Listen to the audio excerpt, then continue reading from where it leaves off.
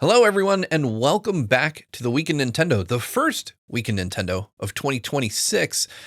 We've been away for the holiday break, but GVG has kept cranking out episodes of the Week in Nintendo for your enjoyment throughout the holiday.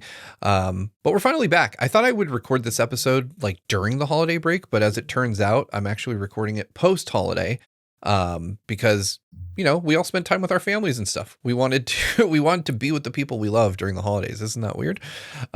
Speaking of people I love, I'm joined today by one of my very best friends and my co-host, Ash Paulson. How you doing, man? I'm good. I get to be on the first episode of The Win for 2026. How could I possibly be doing better? Yeah, it's a great time. I'm excited that you're here. Let me start with the traditional podcast host question. How were your holidays? They were okay. You know, 2025 has been a year for me and mine, let's just say, and I'm kind of happy to consign it to the trash bin of history, but at least the holidays themselves were really nice. Got to spend a day with my wife's family, then spend a day with my mom, and, just eat a lot of great food and, just enjoy time with our loved ones. So, otherwise, I've just, been playing some games and trying to wrap up whatever games I could before moving into the new year. And, just hanging out. What was your holiday break game or games? So just in time for, I always keep a list on my phone, like a sticky note on my phone of all the games I played and finished within a year, right? So it's just like a running list. And I basically, on New Year's Eve, I was able to wrap credits on 2 games in one day, which never happens anymore. That's like unprecedented for me these days. But I was able to actually wrap credits on Hyrule Warriors, Age of Imprisonment, and Metroid Prime 4. On New Year's Eve. So I got to tuck those 2 games into my 2025 finished games list right at the very end of the year. And so I'd say those were the 2 games I've mainly been kind of working on in the lead up to the holiday break plus over the holiday break. Those are kind of like the mainstays. Nice. That's awesome. Yeah. Did you end up picking up any games over the holiday? Did you get any for Christmas or anything like that? No, I just got some I got some eShop credit. I got $50 in eShop credit and $50 in PlayStation credit because there's nothing that really was screaming at me that I really wanted. I was already working on so many other games. I'm like, I don't need to add even more on top of this, right? Yeah, that's fair. Yeah. I've been playing a number of games over the holiday break. One that Nice. I can't talk about because I'm under NDA for. Okay, but, okay. Your good friend, our good friend, Aaron, provided me with that. Nice. I think if you knowing who he is, know probably what game that is. And you guys will hear about it here on GVG shortly. There will be a video. You'll know it when you see it. Yeah. But, as far as other things go over the holiday break, the games I can talk about, I played just one. I got several, fortunately. I mentioned this on the last Week in Nintendo, but I thought that someone was going to buy me Dragon Quest 1 and 2 HD 2D because I bought it on Switch 1 like an idiot. Oh, no. And so somebody did get me a physical, and I say physical because it's a game key card, but I would never. And by the way, if you do this, you're a douchebag. If you get mad at someone for getting you a game key card for Christmas, please don't do that. Yeah, don't. Whoever did it probably didn't know. Exactly, yeah. But I got 2 game key cards for Christmas. I got Dragon Ball Sparking Zero from my best friend Nick, and I got Dragon Quest 1 and 2 HD 2D from my mom. And it's been probably 10 years since my mom bought me a video game for Christmas. Oh, cool. So it left me with some warm fuzzies just to unwrap a game from my mom, of all people. Nice. I think Dragon Quest might end up being one of the games I get with the credit I got because that's pretty high on my list of games to play. Yeah, I haven't tucked into either yet. Because I did what I said I wouldn't do. I rolled credits on Persona 3 Reload, clocking in at 125 hours. I mentioned that last episode, and then I rolled right into Persona 5. Oh, man. 2 back-to-back. Okay, yeah. Yeah, I'm like 50 hours deep into Persona 5 now. And wow, good for you, though. Okay. Yeah, I've rediscovered my enthusiasm and energy for really long games. Nice. And so I'm trying in 2026 to be less about not having time to play things and more about finding the time to really get into these longer, more engrossing experiences. So nice. I'm hoping I can carry that energy throughout this year. I personally had a great 2025. We're going to talk about some of the reasons why. But, on a personal note, it's just I was surrounded by people I care about this year. And Nice. and that's a very nice feeling to have. So Absolutely. hoping we can carry that through 2026, but we'll see. We'll Hell see. yeah.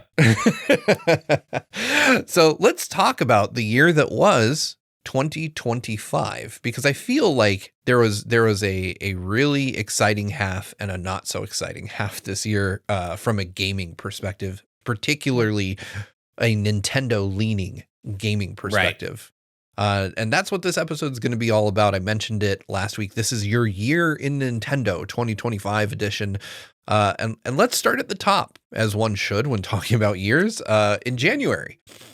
Because Nintendo gave us just one game, which, from Nintendo is not crazy, but we had Donkey Kong Country Returns HD basically coming out on the Switch. And I don't know about you, Ash, but, I going into this new generation was not the world's biggest DK fan.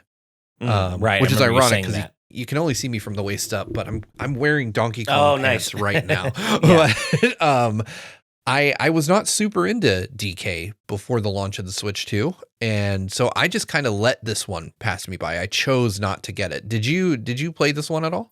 I played the original on Wii and then the 3D version on 3DS, so I didn't really feel the need to play it a third time on Switch. I think I'm someone who likes DKC Returns more than most. Tropical Freeze stole most of its thunder, and it is an incredible game. But there are things I actually like a little bit more about Returns as well. And so if there was an audience for this game, I think I would have been it if I hadn't played it already twice before on two different other platforms. So I didn't pick it up, just kind of the same reason I didn't pick up Kirby's Return to Dreamland Deluxe. I'm a huge Kirby fan. I love Kirby, but I've already played Return to Dreamland on Wii. So same thing with DKC Returns here. I didn't feel the need to shell out for it a third time, but I do like the game a lot. Yeah, I saw some initial negativity about the Switch release. I did too. And people were like, "Oh, the graphics are worse. Like they've changed some things for the worse on this one." And I just kind of was like, "Well, I'm not the world's biggest DKC person, and this is seemingly not the ideal version of this game. So Right. I'm just going to give it a pass." Yeah.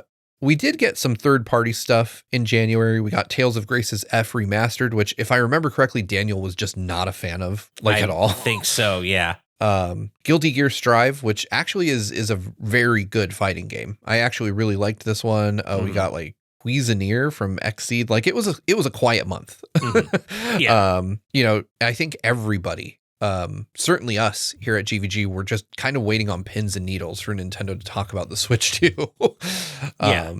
I think the community broadly was just not interested in a whole lot of Switch 1 stuff at this point. In fact, Nintendo wasn't super interested because in February they gave us nothing. Right. We didn't get a single Switch game from Nintendo, which again, I think the prevailing ideology was that Nintendo was really locked in and focused on developing games for the Switch 2. So we were kind of getting drips and drabs on our way to the release of their next big console, Right. So much so that we didn't really see a lot in February. That month, third party wise, some notable highlights. We got Civ 6 on the Switch one. We got another Trails game, Trails Through Daybreak 2. But that was really it. Like that was February was almost a nothing month for the Switch. Right. We were all just kind of in a holding pattern. Now, March did see a bit more. So let's talk about March for a second, because this was an interesting month, and little did we know we were very soon to get the proper reveal of the Switch 2. Right. So in March we actually got a pretty big first party game from Nintendo in Xenoblade Chronicles X Deluxe Edition. Yeah. Did you end up playing this one? I did. This was my first major, really long game of the year. And I was excited about this one because, me, I do love Xenoblade. And I never got around to playing Xenoblade X on Wii U. So this was my chance. And I took it and I put over 100 hours into it. I really enjoyed it. It's not my favorite in the series for sure, but I definitely don't regret all the time I spent in it. And I now have that. That was the only hole in my Xeno series history that I had to fill. I played every other Xeno game.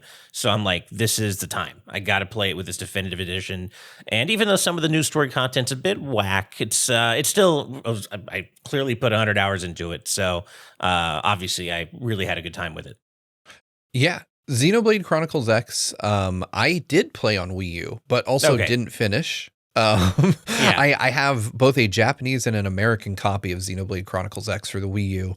Then I picked it up on Switch. I played significantly more of it on Switch than I did on Wii U, but for some reason, at some point, I lost steam with it. And I think that this is one that I need to go back to because news tends to move pretty quickly. And we got this near the end of March, on March 20th. Right. A week later, we got the launch of the Nintendo Today app. And what I can probably say now, I think it's okay for me to say now, is that in the middle of playing Xenoblade, because like everyone, we get games on release date, you know, so it's not like we had someone with early access. And even if we did, it wasn't going to be me. But I already knew that in April, I'd be flying out to New York to cover the Switch 2 event. Like I knew about it at that point. And so I was really mostly planning that trip and planning coverage for the Switch 2 reveal event, which I ended up doing with Brandon out there. Right.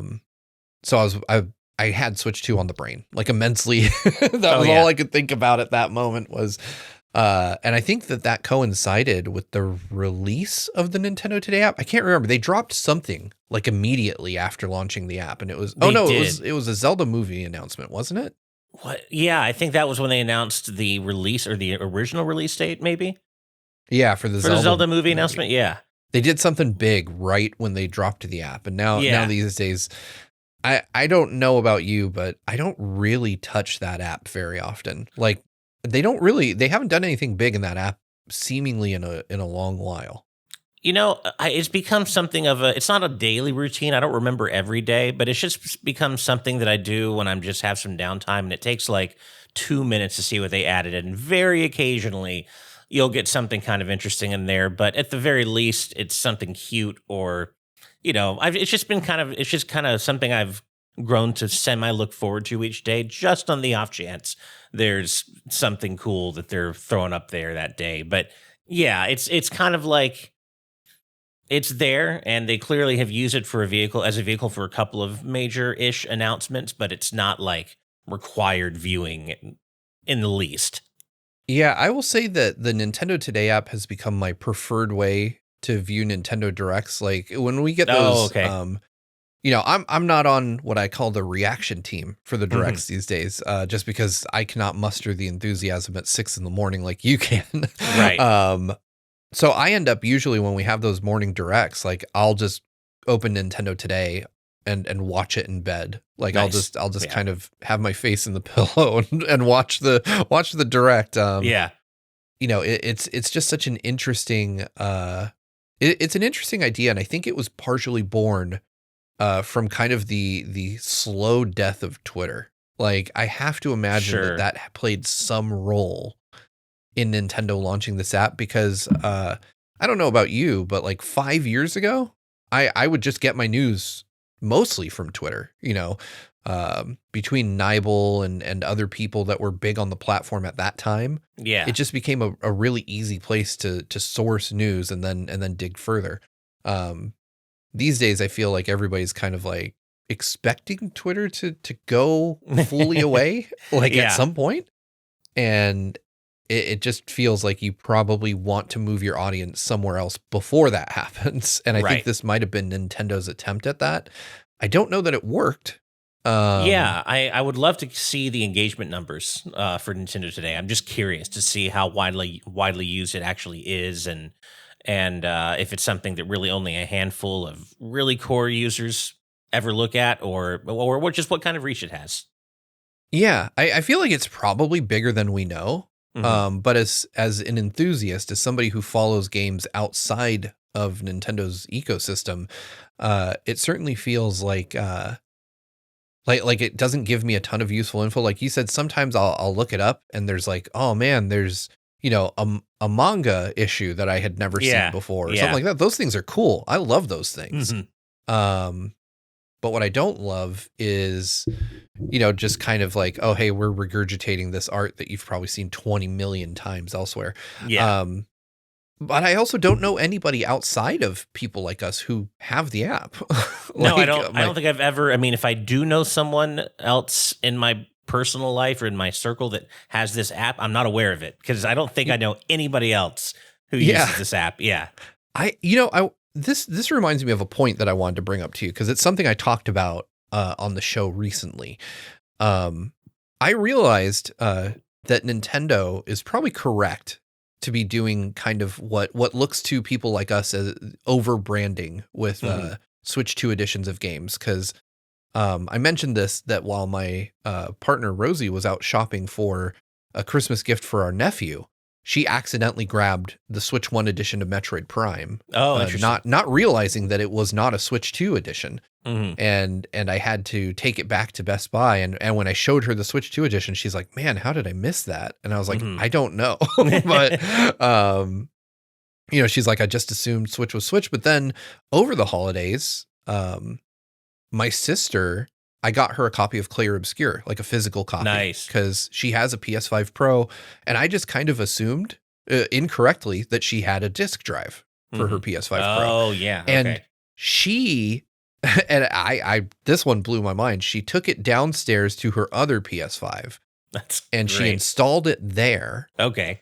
And then she thought she could play it like on her PS5 Pro in her room that didn't have a disc drive. Oh, damn. And she's like, I don't get it. I installed it. And I was like, that's not how games work. No, not at all. And it amazed me because, these are people that are like 1 degree of separation away from people like us. Right. Yeah. And so I think about people who don't have that kind of like, they don't have a gaming enthusiast in their lives, but they might play occasionally. And I'm like, this is kind of the uphill battle that these companies are facing is they, people make assumptions like this that to you and me are like common sense, Yeah. I mean, we saw it in an even worse way back with the Wii U, right? Like, you and I knew what the Wii U was, but the level of discourse around that was uninformed, that where the layperson really did not understand that it was a new console and not just an add-on for the original Wii was staggering.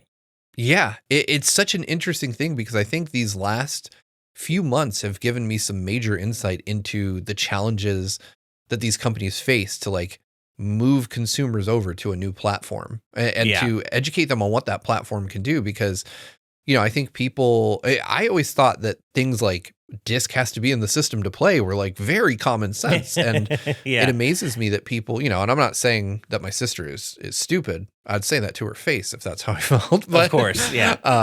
It amazes me that people, that this is something that people don't just like innately know.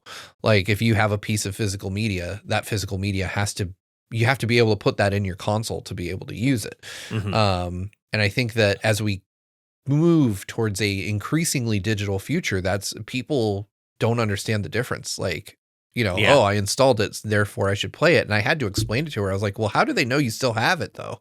Right. I was like, otherwise you could just go to a library, borrow a game, and then just keep it forever, right? Like you've installed it and it's yours now. Like that doesn't make a ton of sense when you logic your way through the steps. But I think that it's I kind of thought Nintendo was being really silly with like big red box, big red 2, and then having Switch 2 edition under the title, which I'll still take to my deathbed that makes the boxes horrifically ugly. But it bothers me less on the boxes, and I agree. I think because of what we just said, and what the lay people might not necessarily know who don't have an enthusiast in their lives, they need that kind of robust brand messaging to kind of figure it out, and that's fine. I don't have an issue with that. I certainly don't ever want to be gatekeepy or anything. I think that makes sense. And yeah, it does kind of make the box art kind of ugly, which I also don't love, but it's actually that doesn't bother me as much as it is having it on the title screen in the game. That actually to me just reads as so tacky, because my wife was next to me when I was starting Metroid Prime 4 and she saw the title screen in Nintendo Switch 2 edition. She's like, why? I get that's why that's on the box, but why is that in the game? That's just kind of tacky. And I'm like, I agree. I don't need to be reminded that I bought the Switch 2 edition when I'm at the title screen of the game, right?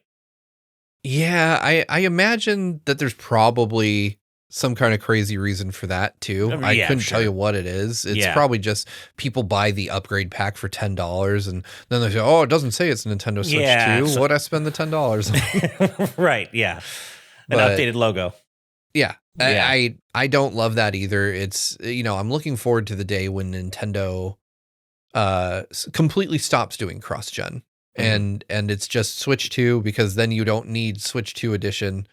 It's just the game. It Yeah. only exists on Switch 2. It's just Mario Kart World or just Donkey Kong Bonanza. Yeah. Yeah, and Yeah. I will say, and we'll get to, I mean, we're in kind of March, April timeframe now. And in fact, let's use this as an opportunity to jump over to April, because Nintendo didn't release anything in April. Yeah.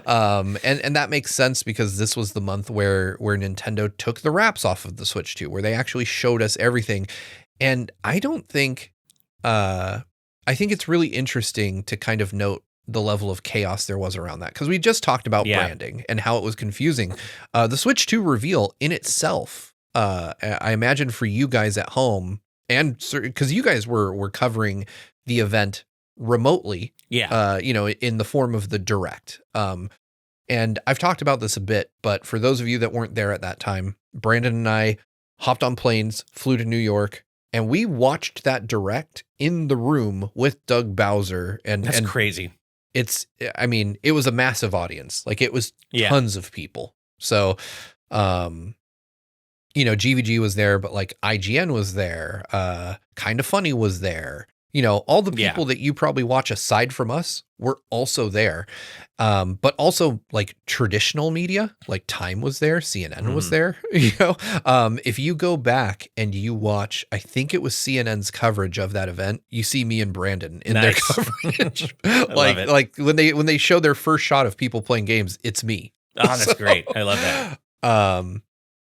But yeah, a lot of us were there, and but you guys were at home, and the interesting thing in the room was, obviously it's a room full of like journalists and creators, honestly, mostly journalists. Like on the YouTube side of things, I think it was just us and Kind of Funny.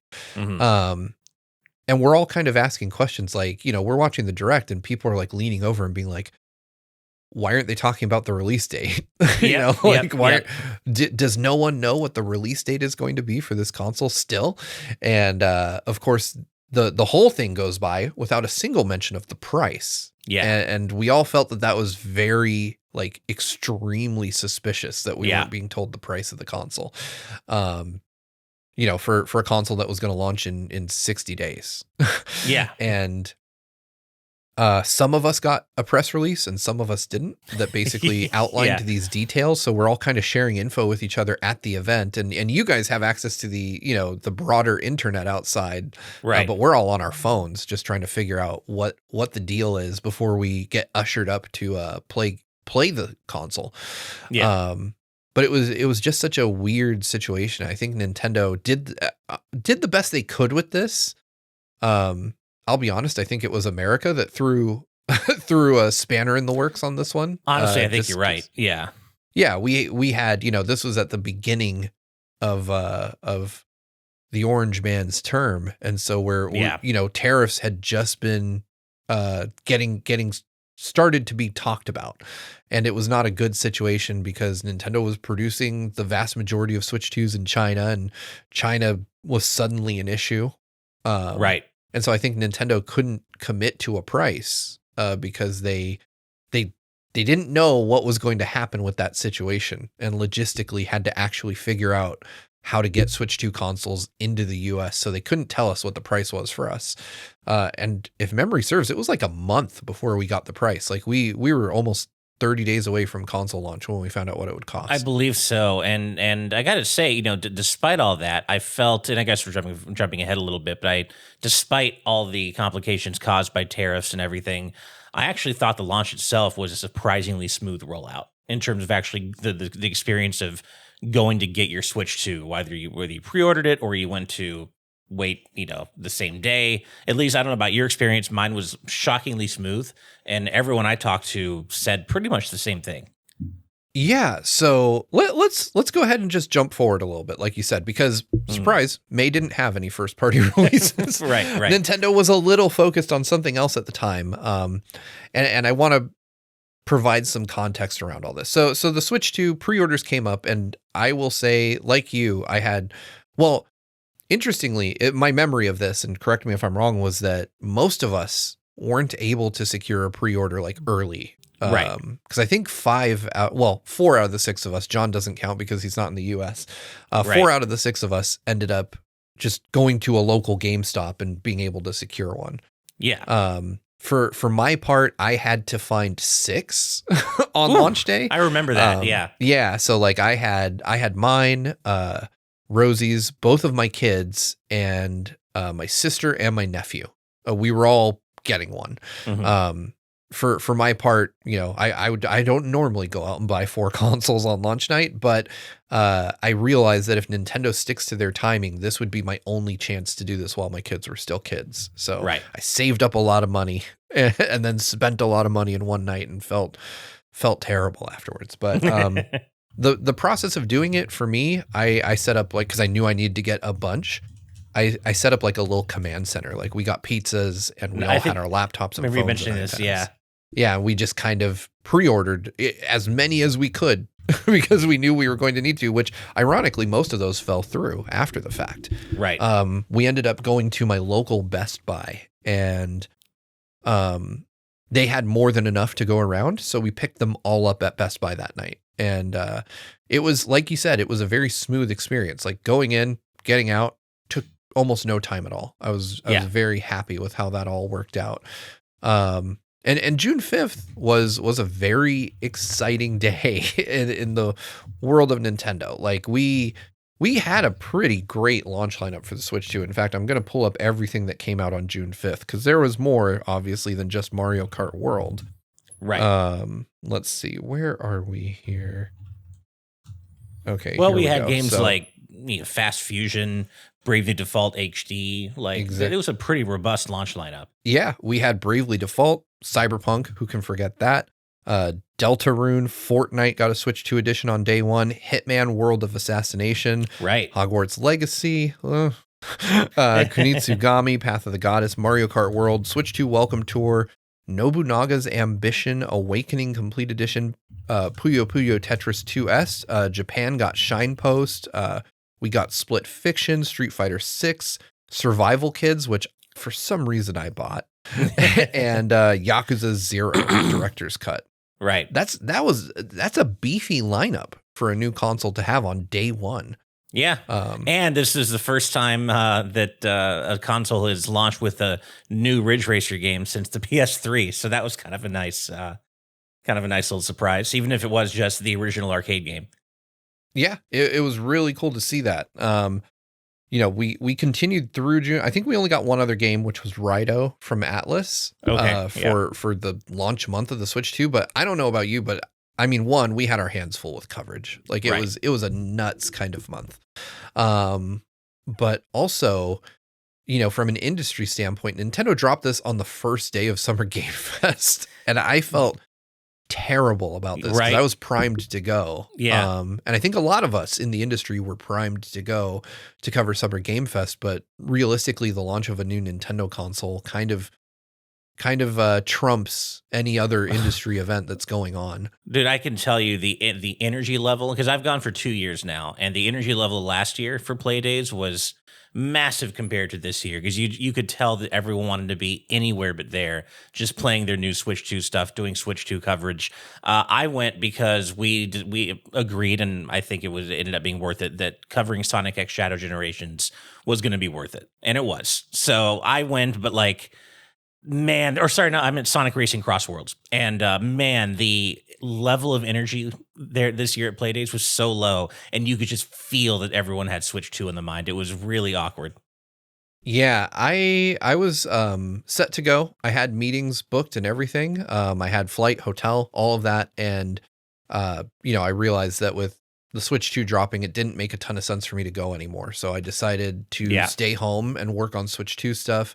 I had a meeting. I remember having to send an email to a publisher. I won't name them just because, but telling them I wasn't coming anymore and that I wouldn't be able to make our meeting because the Switch 2 was coming. And they were like, yeah, they're like, just about everybody has canceled on us at this point. Yeah. And I was like, I'll cover your game later, just let me know. And I did end up covering said game on the channel, but it was definitely a situation.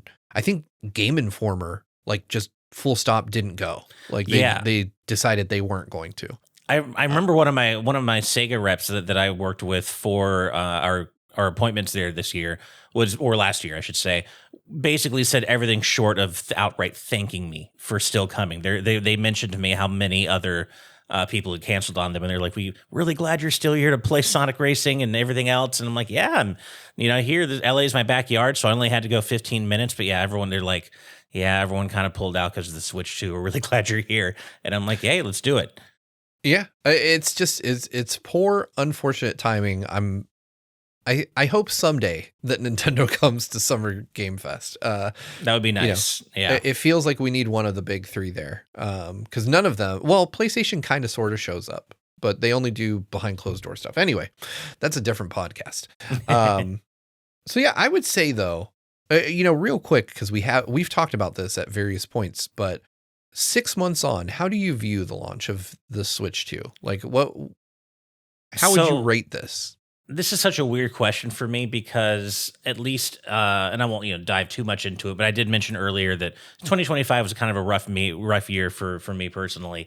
And June was like right at the apex of when that started ramping up, when all the bad stuff started really just happening. And so I felt terrible because I was kind of having like what felt like an out of body experience where I knew I was excited for the Switch 2, but I couldn't really get into the hype in the moment because I was just being hit by so many other life things happening that I was just so depressed and overwhelmed. And like, I was feeling really guilty that I wasn't more present for like coverage because of everything going on in my life. So I look back on that in a weird way where like, I try to be objective and I'm like, I think it was a good, smooth launch with a pretty solid launch lineup. And I remember that I was excited. Like I knew that I should be and wanted to be excited, but because of my life situation, I just wasn't. And I just couldn't. It just almost felt like it was all too overwhelming. Even though looking back on it, I'm excited that the Switch 2 is here. I've played a bunch of my Switch 2 this year between DK and Mario Kart, Hyrule Warriors, etc. So I would say trying to look at it as objectively as I can, even though that's kind of difficult in this situation. I think it was a pretty damn good launch. Not perfect. Certainly there were some communication issues beforehand, like with price and such. But at least, as we were saying earlier, the process of going out and getting one was not difficult, especially considering all the stuff going on with tariffs and everything. And so between everything, on balance, I'd say it was a pretty damn good launch, but not perfect, but one of Nintendo's stronger ones, I'd say, even if I was personally struggling with other stuff at the time. Yeah, and I would agree with that mostly. I of course, we all kind of felt really badly for you that you were going through such a tough time personally during, what is for most Nintendo fans one of the most exciting Exactly. times. I felt so disappointing. Yeah. Yeah, it was it was rough for those of us on the sidelines to not be able to really do a whole lot for you in that situation. But the Switch 2 launch being what it was a really, really great launch. It lacked a little bit of hype in my perspective because I don't think they really had that one big game that they needed to have. I think that there's another universe in which something bigger came along, and you could argue that July offered us that game in the form of DK Bonanza. Yeah. I think that DK was a really, really cool platformer, but I don't know about you, but as much as I enjoy it, and I certainly love it, it's an excellent game by any metric. I still don't know that it has kind of that explosive power for me of like, this is going to be remembered forever. Man, that surprises me because DK specifically is all about explosive power, especially Bonanza, where you're just, tearing through all the terrain. I don't know. For me, I really loved Bonanza, and I'm not going to soon forget that, especially the finale. the ending as a legacy Donkey Kong Country, Donkey Kong fan. That was a huge love letter to all of us longtime DK fans, especially from the Rare era of games. And that's not an ending I'm going to soon forget. And I've spent a good 60, 70 hours in that game 100%ing everything because I just didn't want to put it down. I didn't want to leave that world. So I'm also obviously a huge platformer guy, so that's not exciting. I kind of make it a personal thing to 100% every like 3D Mario, 2D Mario, and DK is essentially kind of 3D Mario in spirit. It's a little bit different, but still kind of in spirit. So I wanted to do and see everything. I love the relationship between DK and Pauline. I want to see more glad dad games instead of sad dad games going forward. I don't know. Honestly, Bonanza ended up, I think, being on balance my second favorite game of the year. So for me, July was a big year for Switch, or a big month for Switch 2, even if Mario Kart World didn't quite hit the way I thought it would. Same thing with stuff that came right after, like Dragon Drive. For me, DK was kind of that big deal game for the Switch 2 that I felt kind of like heralded the true launch, if that makes sense. I think that does make sense. I would agree with you on a lot of points there. Like, I think DK was the first like really big, exciting game for me as well for the Switch 2. Like Mario Kart World is and is a lot of fun. Yeah. I actually really enjoy it. I think for me, the issue with Mario Kart World is that the skill floor is a little too high. I think that to get the most out of that game, you have to really be in tune with the new traversal mechanics. And I don't think that comes to people very easily. And I think Mario Kart is so casual of a game for a lot of people that a lot of us aren't going to put in the work to reach that new skill floor. I know I certainly haven't. Like I hop in and I play and I'm like, cool, but I play it the same way I did Mario Kart 8. I'm racing around the track. I'm doing it wrong. And I know I'm doing it wrong, but I also don't want to learn. So it's a little tough for me in that respect. But DK Bonanza, I will say I really loved. And I think this is one of those things we talked last episode about nuance in games criticism being slowly fading. And when I say that it wasn't like a blow out of the water moment for me, that doesn't mean it wasn't utterly fantastic. I loved it. I nearly 100%ed it. But I moved on to other things. But I don't think it quite exists for me in that realm of like Super Mario Galaxy and some of my favorite 3D platformers of all time. But that doesn't, it's almost like debating the difference between a 9 and a 10. Like for me, it's a solid 9. Whereas that's fair. Galaxy is a 10. Yeah. I feel essentially the same way. Yeah, definitely. Yeah. So I would say that was it was a decent month though. Outside of that, we did have another first party release from Nintendo. We got Super Mario Party Jamboree, Nintendo Switch 2 edition plus Jamboree TV. I would say this was the first big miss for me of the Switch 2 generation from Nintendo. Like I bought it and I was just like, I don't get much out of this. Like they didn't improve at the time. They have since, but they didn't improve Mario Party Jamboree in any way. They just kind of tacked on Jamboree TV, and that had resolution enhancements, and of course had mouse mode support.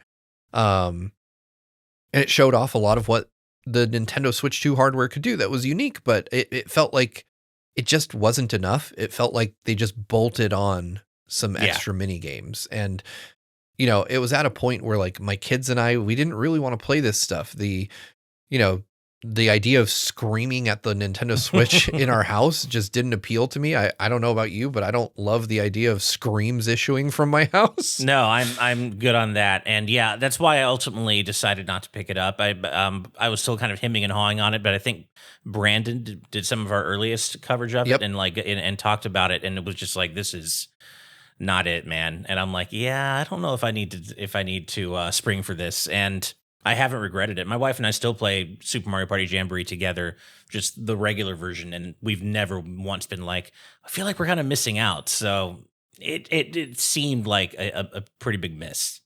Yeah, exactly. I think that it also, it's just kind of like if they had rolled some of these mini games into the regular rotation, then I think it'd be a lot more interesting. You know, Yeah. if they were like, "Hey, you're going to need Joy-Con 2 for this now if you want to play these specific mini games."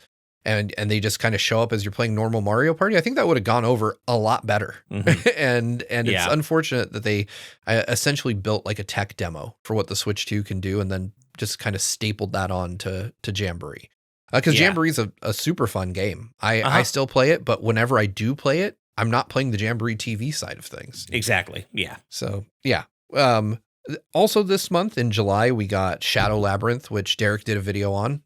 Yes. If you don't remember, that's like the grim dark Pac-Man Metroidvania. That's actually super cool. You should play it. It's on everything. So don't necessarily have to play it on Switch 2, but I strongly recommend it. I played it on PS5. It was fantastic. We had Romancing Saga 2 at the end of the month, which I admittedly did not play. Wild Hearts S and No Sleep for Kaname Date, which I did play and was fantastic. Nice.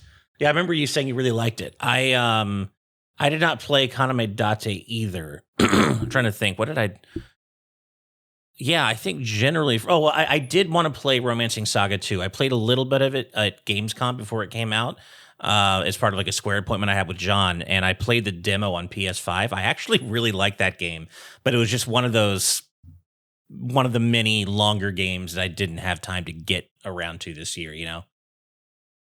Yeah, I hear you on that. I think that, I was kind of, as I mentioned at the top of the show, I kind of had this mentality that I couldn't play longer games, that I didn't have time for them, but it turns out you can find the time.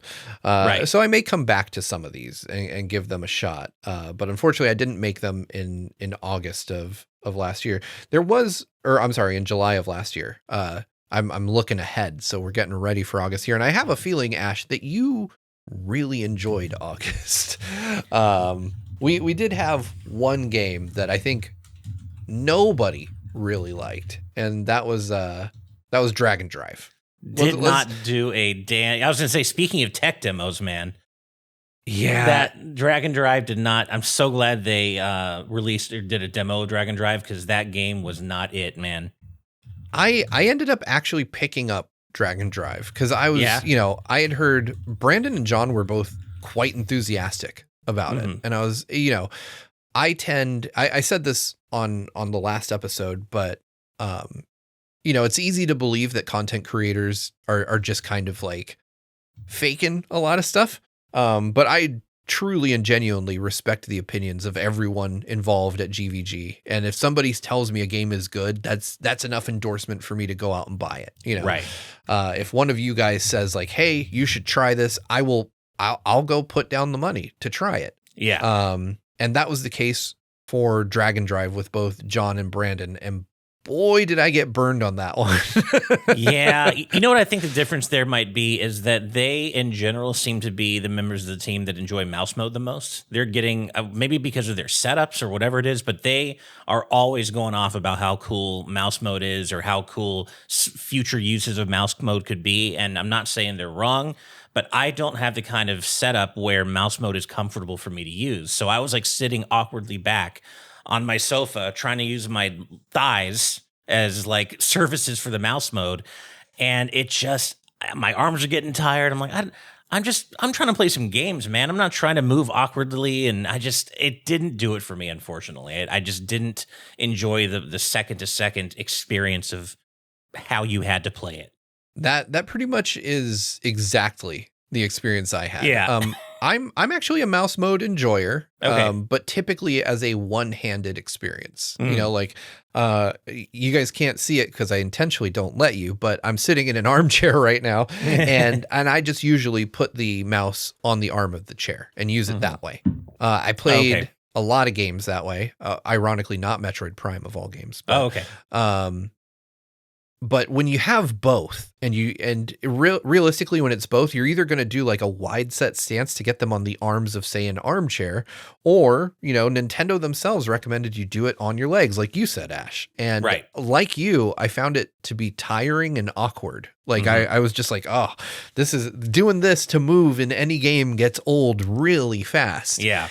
And I found my arms getting tired. I found that I did not have the level of precision that I would like to have over my own movements. And I know there are games where that's the point. Drag and Drive does not feel like it, like it being difficult to move is the point of the game. Yeah, that, and it also just, it didn't have an identity, like a visual, like any. There's no striking visual hook to it. Everything looks so really. All the environments and characters looked really generic. It just felt like a half or quarter realized concept that somehow made it into a full game. And I think of other debut, well, I'm not going to say franchises in this case, because I don't think Drag X Drive is going to be that. But, I think of other recent Nintendo franchise introductions like ARMS. Well, I say recent, but ARMS, Splatoon, they all had that hook, that visual identity, that where you look like, oh, I know exactly what this is at first glance. Drag and Drive didn't have that. And it just looks so generic. It really did. It looks like a game that is still in the concept phase. Yeah, exactly. You have these kind of like faceless, dull gray avatars, who are playing wheelchair basketball. And I do think the idea on its face of a wheelchair basketball game is really cool. Yeah. I just think that the execution here leaves a lot to be desired. Like, when you look at a screenshot of that game, it doesn't look fun. Like exactly, yeah. It looks like something that would be like in a TV show, like a mock-up of a video game. Right. Like when they don't want to pay the rights to show an actual game. Yeah. But yeah, Drag and Drive, not a hit for me and probably not for most people. If you enjoy Drag and Drive, please leave a comment and explain it to me, because I would love to understand where the enjoyment is in that. Yeah, same. Like no shade to people who like it. If you like it, I'm super happy for you. It just, man, I tried it and I could not. I mean, I won the only game I ever played and I still was like, that was not fun. Yeah. Let's see. But in August, we did have quite a few other releases. I'm going to talk about another one that disappointed me because we have a video on the channel right now for it. And that was Madden NFL 26, which I ended up reviewing for the channel. And that was one of the most surreal experiences of my life, because if you know me, I don't really enjoy football. I don't play football. I don't typically play football games, but I thought it would be notable because it was Madden on a Nintendo system for the first time in many years. And unfortunately, EA did Nintendo dirty on this one. Like it doesn't run very well. It doesn't look very good. And I imagine that those are the things that matter the most to the to the Madden player base. So it was just an unfortunate set of circumstances. We got Story of Seasons from Marvelous, which I did not play. It was one of the few Switch 2 games that I just skipped out on. But then, Ash, we got one that I know you would have been excited for. Yeah. We got Kirby and the Forgotten Land, the Switch 2 edition with the Star-Crossed World DLC, and I know you have to have played this. Oh, I did. I love me some Kirby, and I thought the original Forgotten Land was a phenomenal game. I just adored it. And I liked it so much, and I don't normally replay games, especially so soon after they originally came out, but with the Switch 2's bump up to 60 FPS, I was like, you know what? Nah, I'm playing through this delightful game all over again before the DLC. And I did, and I had a great time. It really holds up well on a second playthrough. The Star-Crossed World stuff was really cool, really visually striking.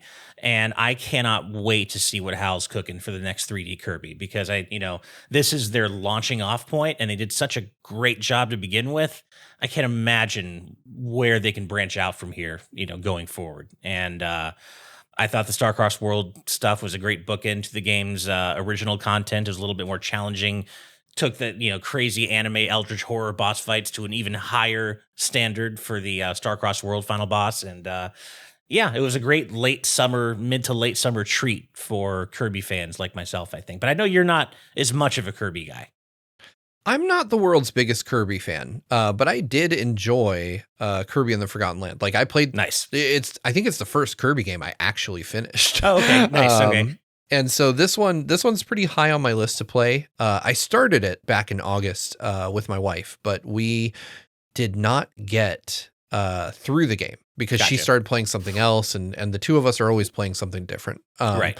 So for her, it just, it kind of dropped off, and I wanted to play through the entirety of it with her. So I may come back to that. I may return. We'll have to see. Nice.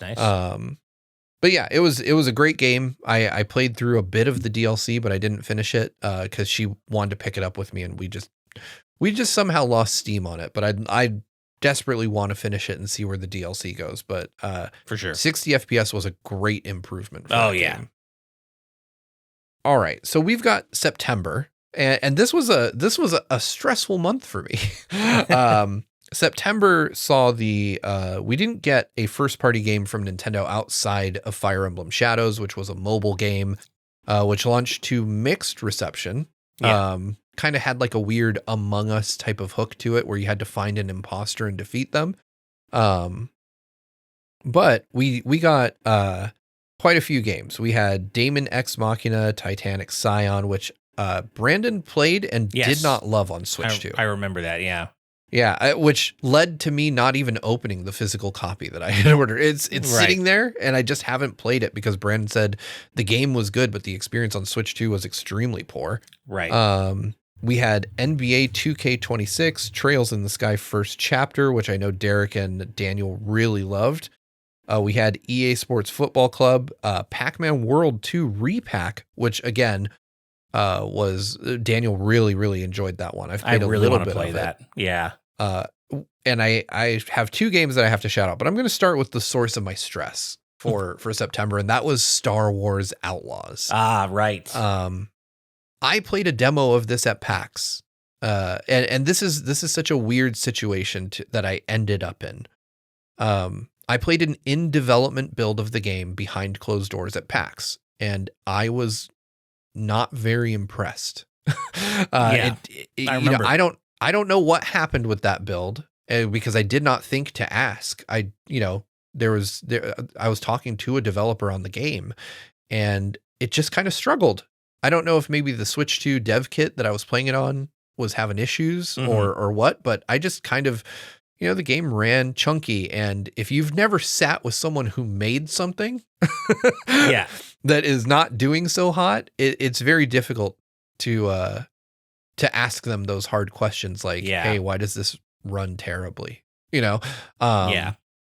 And so I just kind of kept those more negative opinions to myself and played the demo that was in front of me, and then posted that I was a bit unimpressed with it, and every website in the world decided that my brief 5 minutes with the game should be what they run an article I on. remember. Yeah, I felt so bad. Yeah, and to their credit, Ubisoft was not mean to me or anything. They sent me an early copy of the game. In fact, in advance of when they told me they were going to.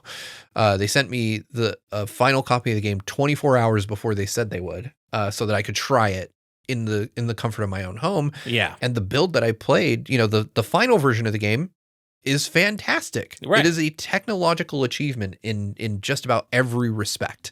And I was shocked at the difference between what I had played at PAX and what I had in my hands at home.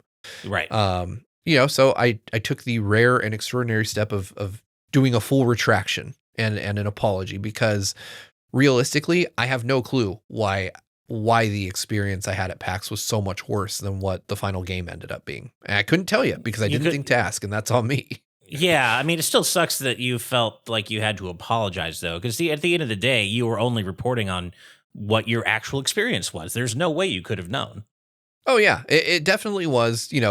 I know I wasn't playing the final retail game because it was being played on a freaking dev kit, but realistically, I don't have like an unequivocal answer for why that went down the way it did. But, if you're wondering, if for some reason you still think the game runs poorly, it doesn't. It runs really well on Switch 2. It runs extremely well, and it's a technological showcase for the system. Like, Ubisoft has done some crazy wizardry with the Switch 2 hardware. And if you like Star Wars, it's definitely worth checking out. I actually downloaded the demo. I haven't played it, but I have the demo sitting on my Switch 2 specifically because of what you said about it and how like the wizardry that they pulled off with this game. And I'm not a big Star Wars fan, but I just kind of want to behold how what it looks like on Switch 2 and just be impressed by that. Oh yeah, it's super cool. Like Yeah. it's one of the only Switch 2 games with proper ray tracing. It looks really good. When you see like Stormtrooper outfits in that game, it's nuts. Really? Like the Nice. reflections on them. That's cool. But we did get another game, which is one of my standout games of the year for 2025 Okay. on Switch 2, and that is Final Fantasy Tactics. Yes. Oh, what a masterpiece. This remake, and Yep. it was on the last day of the month, but like this remake is just how remakes should be done. Yep. And I said this when the game was more contemporary, but man, if you have the opportunity to remake a game and you can find the space to include the original release, every time do that. There's no good reason not to. So Final Fantasy Tactics, the Evil East Chronicles, it straddles that line between remake and remaster. It somehow, and this has become like a dirty word in games discourse, but it has that kind of Vaseline effect on the sprites. Mm-hmm. And I don't get why, but I actually really like it Yep. in Final Fantasy Tactics. Like it just works. Yep. It's so weird. I had the same exact experience. Usually I hate the HD filters on retro games. It look like, as you said, Vaseline. I hate that effect in most like older games. But in FF Tactics, I don't know what sorcery they pulled off, but it looks almost more like a painting canvas than anything else, and it works. Like there are very subtle depth of field effects going on, and a very painterly canvas-like look to it, and it just works, and it works beautifully. It's such a good-looking game. Yeah, it's absolutely beautiful. I cannot say enough good things about Final Fantasy Tactics. If you haven't played this, shame on you. Go get it. It is an essential. I don't care what platform you play it on.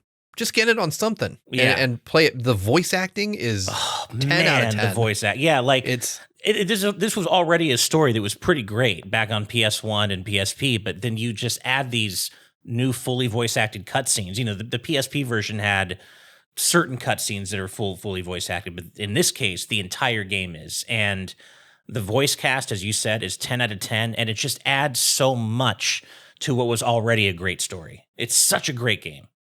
Yeah, absolutely essential game that released in 2025. Everyone should play it, at least, give it a shot. And it retains those same like sound effects from the PS1 version for when the map turns and stuff that I don't know why, but they just tickle my brain in such like a perfect way. I love this remake so much. And if for some reason you don't like all the cool stuff they added, you could just play the original. You could just play it within the same package. Like there's really no losing here. The only thing is that you do lose some of the new content they added for the War of the Lions. They elected not to bring that back, which is a bit of a shame, but it's not even close to a deal breaker for what is such in every other way an incredible game. And I know there's some other complaints that, unlike almost every other Square Enix remaster, it didn't get a remastered soundtrack, which I did think was a little bit weird, but the original soundtrack is still one of the all-time greats. So you're not really missing out there either. It's just an incredible package all around, and it's more accessible than ever. There's like an easy difficulty where if you don't like tactics-based games, if you don't want to do all the grinding, you don't have to. You can just jump right in and play just for the story, and it's more accessible than it's ever been. Yeah, absolutely love it. Really made my September. Like September had, a solid number of games as we discussed, but Final Fantasy Tactics was just the icing on the cake for me in an already good month. Yeah. October also had a surprisingly, stacked release list. Like October might actually be for me the best month that the Switch 2 has had so far. Mm-hmm. Okay. Going down the list, we had Disgaea 7 Complete, Little Nightmares Enhanced Edition along with Little Nightmares 3, Pokemon Legends ZA, Chronos the New Dawn, Plants vs. Zombies Replanted, Persona 3 Reload, and Dragon Quest 1 and 2 HD 2D. That is a stacked list, and I've already mentioned Persona 3 Reload ended up dominating my year. It is my most played Switch 2 game so far. Well, and this was when Nintendo also just dropped 4K versions or remasters of two of the greatest 3D platformers of all time with Galaxy and Galaxy 2, Oh, which you're was right. a really nice surprise. And then there's another game that came out on October 23rd that personally dominated a lot of my later in the year gaming time, which was Power Wash Simulator 2. I love these games, as you know. I got that too, actually. Nice. So Power Wash was an event in my house. Nice. So for some reason, it's not on my little list here. Whoever wrote this wiki, you're in trouble. Power Wash 2, I played on Switch 2. Rosie got it on PS5, and my younger daughter, Eleanor, also got it on Switch 2. And so for a while, the three of us were just playing Power Wash 2. Nice. Constantly. Did you get hit by the save bug? I did not, fortunately. Okay. So I did, but I love this game so much. I don't know what it is about me and Power Wash, but I lost about 5 stages of progress due to the save bug. And then I just put it down, waited for like a month for them to patch it, and then went back and finished the game. But I had to replay like 5 stages later in the game, which, as you know, those stages can get pretty big. Yes. But I didn't care. I was like, you know what? Yeah, I'm going to go through these 5 stages again and keep on going. It bothered me, but not enough for me to drop the game because I just liked it so much. Power Wash is one of those ones that I play in bursts. So like I'll play it for a while, I'll do a bunch, and then I'll put it down for weeks or even months, and then I'll go back to it, and it'll just be kind of like my Zen game. But yeah, Power Wash 2, fantastic. Galaxy 1 and 2, fantastic. You know, I mentioned this back when they were new, but like, yeah, man, I'm part of the problem. You know, you repackage Galaxy 1 and 2, I'll buy them again. Like they're just fantastic games. I have a hard time not wanting to play them. I almost was able to resist, but then it was John in particular who was just so effusively praising the job that Nintendo did in remastering these in 4K. And I'm like, I mean, what am I doing? What am I saying to myself here? If it's Galaxy 1 and Galaxy 2 for Switch 2 and 4K, of course I'm going to get these. And so I did. And I ended up replaying Super Mario Galaxy 1 in its entirety because it is still my favorite 3D platformer ever. And I just like back in the Wii days, I couldn't put it down. Yeah.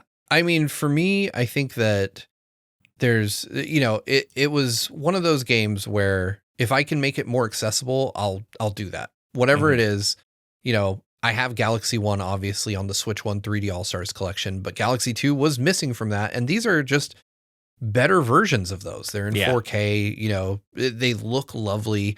These are games that it's really hard for me to say no to, you know, in the same way that anytime Square Enix releases Chrono Trigger, I'm buying it. Same, like, yeah.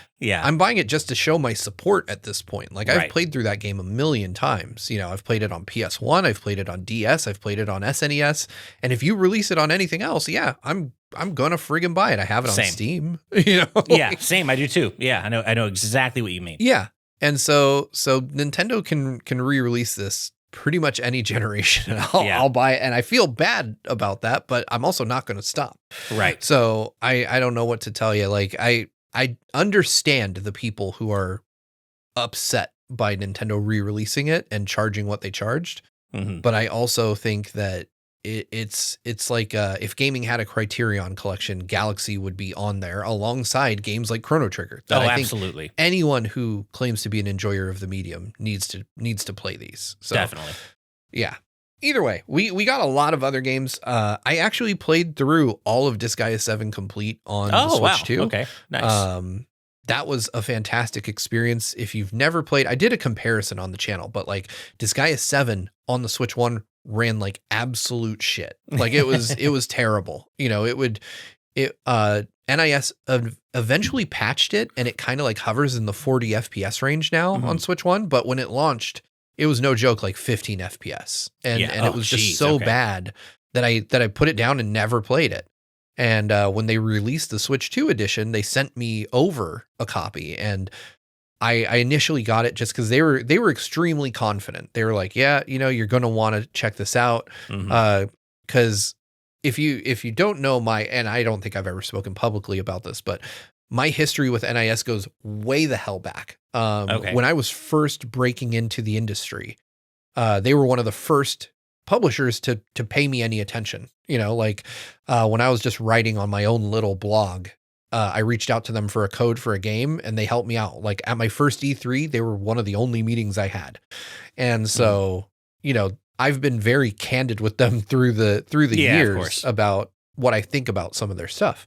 And I told them, I was like, yeah, the Switch 1 version of Disguise 7 sucks. Like, it's really bad. Yeah. And so they reached out to me knowing what cool. my opinion was and said, hey, we've got the Switch 2 edition coming out and we think you're going to like it. And that kind of confidence got me to take a look. And so we brokered a deal where here at GVG, we would get to do the comparison first.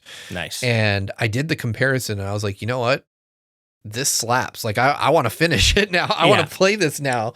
And so I played through the whole game, start to finish on Switch 2. And it is a fantastic experience. Hell I don't agree with the decision to put it on a key card, but there's a great game in there. It's got parity now performance wise with the PS5. So you should, if you have interest in those games, you should play it. But if you're only going to play one tactical RPG this year, make it Final Fantasy Tactics. Yeah. We also got Plants vs. Zombies, which had just, it got panned really hard. And I don't think it quite deserved that level of hate that it got. Because I think it's a perfectly good rendition of Plants vs. Zombies. I understand that there's some AI tomfoolery going on in there, which I don't approve of. I don't sign off on. But at its core, if you're like a casual Plants vs. Zombies enjoyer, you're going to have a fun time with this. The touch controls are great. Mouse controls are great. It's just a fun game. Like Rosie is super into Plants vs. Zombies to the point that when we demoed this game at PAX West, the developers were shocked because she was too good for the demo. Like, I love it. Nice. Yeah, they were like, "Oh, we don't have a harder level for you." So I love that. She finished the demo in like 30 seconds. Yeah. Nice. But outside of that, I would rate this probably as my favorite month out of so far that we've had with the Switch 2. Yeah, it's close because obviously I love DK Bonanza, but it was just DK primarily for July, whereas October is quite a bit more stacked. It's hard though because DK was really, really, really good, but I'm gonna go with either October or November though. Yeah. I was about to say November is also pretty stacked. Yeah. So let's run down that list real quick, and then I'll shoot it over to you. So we started off November incredibly strong with Hyrule Warriors: Age of Imprisonment. Yeah. We got an Atelier Ryza collection. We got Yakuza Kiwami 1 and 2. We got Dragon Ball Sparking Zero. We got a SpongeBob SquarePants game, which okay. We got Hades 2. And I feel like we've missed Silksong in here somewhere. We did. We forgot to mention Silksong in September. Yeah. Okay, Silksong in September. I just want to point that out. But we got Hades 2 in November. And Ash, and I'm sorry, we got Kirby Air Riders in November as well. So we had two first party releases this month. And I'm going to throw it to you because I know you've been playing. You're significantly more into Kirby Air Riders than I am, but you also recently been playing Age of Imprisonment. Yeah, and I was one of those people that despite the horrific performance issues, Age of Calamity actually ended up being my favorite of the Zelda Musou games, just because something about it. The Hyrule Warriors original was just a bit too bloated in terms of content for me, whereas like Age of Calamity kind of had that. I was like dangling the carrot in front of my face to just do that one more battle to get closer to 100%, and it felt like 100% was achievable. And I actually did end up doing 100% because there was just something about the gameplay loop in Age of Calamity that I could not get enough of. And Age of Imprisonment has perfectly replicated that, except now with much better visuals and performance. And it's just a game that I just finished it on the New Year's Eve. And I was not prepared for how I felt about it. I knew I was probably going to enjoy it, and I very much did. But I wasn't expecting the story and the ending to hit as hard as they did with full knowledge of the events that happened in Tears of the Kingdom. Man, this is like the crisis core of Zelda. You are not prepared for the emotional punching you get in this game, even if you know totally what happens in TOTK. But more than that, it's a game that I realized, and I did a discussion on the channel with this earlier, I think with Brandon and John, that we were just talking about how this is closing the book on this decade of Zelda, we think, unless Nintendo comes and announces, a third game in this continuity. I don't think they're going to do that. And so if they don't, these versions of Link and Zelda and all the different, races of Hyrule and the champions and everything, it's coming to an end with this game. And I got kind of goosebumps when I was, rolling credits on Age of Imprisonment thinking, this is a great send-off to this era of Zelda. But despite the fact it's been a decade, I don't know how I feel about saying goodbye. And so it's just a really nice bookend to this decade of Zelda, and not really a game that I was expecting to hit me as hard as it did in an emotional sense, I get that. I felt very similarly when I played through it back in November. This was a game that I put in my Switch 2, and it became the thing I played until I was done. Yeah. So, it was the gaming equivalent of a page turner for me, but Yeah. I too really enjoyed this game. I love the fact that, we finally have a performant Musou game on Switch 2. And I agree with you that the story was poignant in ways that I did not expect. I will say the one negative point I have against it, though, is that as the story begins to barrel its way towards the finale, it feels like they add just a few too many optional objectives. That's fair. Yeah. And I found myself just being like, no, I'm not doing those anymore. I'm just going to finish the story. Like I would almost prefer that if they put it together in such a way that when you finish the story, then all of those things pop up. Like in the beginning parts of the game, I didn't mind it so much where I'm like, oh, I've done a story quest. Now there's like 5 things to do. Yeah. And I would do them all. And my intent was to play the game through to completion in that exact way. But then suddenly as the story becomes more engrossing and more engaging and you're in those, final moments, I'm like, you've just popped up 10 icons on the screen. I'm not doing those. Yeah. I'm like, Totally I'm going to find out what happens. So I feel like they could have, I feel like you almost damage the pacing with that, but it's optional. So you can just ignore it. And at least so it's that's optional. what I ended up doing. Yeah. And fortunately for me, I found out that the 100% reward is fairly underwhelming in Age of Imprisonment compared to Age of Calamity. Because ultimately I had rolled credits and I was looking at all those icons and I was like, that's at least another 5 hours. Yeah. And so I Googled it real quick to see like what the reward would be. And I'm like, yeah, I'm okay with not having that. So I moved on to the next game in my list, but I will say it's fantastic. And like you, I'm not sure that I'm ready for this iteration of Hyrule to be just forgotten, but I'm also kind of excited to see, in the same way that I'm curious about where 3D Mario is headed, I'm very curious where Zelda is going. And I don't think we have long to wait to find that out. It's the 40th anniversary this year. Right. So I feel like Nintendo has to do something, has to give us something big to kind of hold on to. Obviously, we have the movie this year, I think. I think it's this year. I believe. Is it this year? No, I think now I have next to know. year. I think it is next year. It might be next year, yeah. I don't know. See. And my phone refuses to unlock. Let's see. It is next year, May 7th, 2027. Okay. So we don't have the movie, which in a way is encouraging. Right. Because it means Nintendo has to acknowledge the 40th anniversary in some kind of way. Right. Will we get the Twilight Princess remake or Twilight Princess re-release that we've been waiting for? Will we get Wind Waker HD on the Switch too? Who knows? For $80 as a combined package, yes. Oh yeah, for $80, you're being generous. Yeah, right. True. It could be $120. Yeah.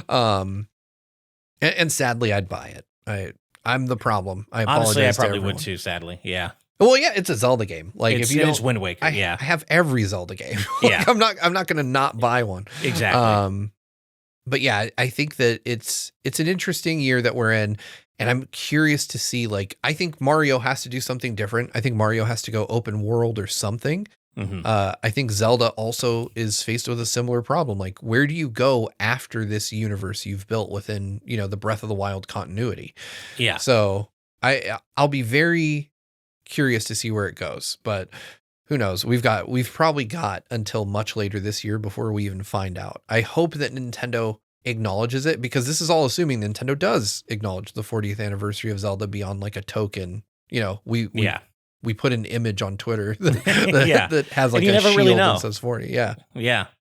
Because the last big Mario anniversary, I mean, wasn't really celebrated to the extent that I thought it would be. No. And so I'm very curious where we go from here. But, you know, and then we had the year of Luigi, which was just a very weird time to be alive. Yeah.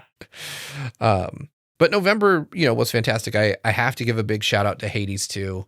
Probably my indie of the year, more so than Silksong, which I didn't think I'd be saying, but I really love Hades 2. So are you saying that including Expedition 33 is an indie game or excluding it?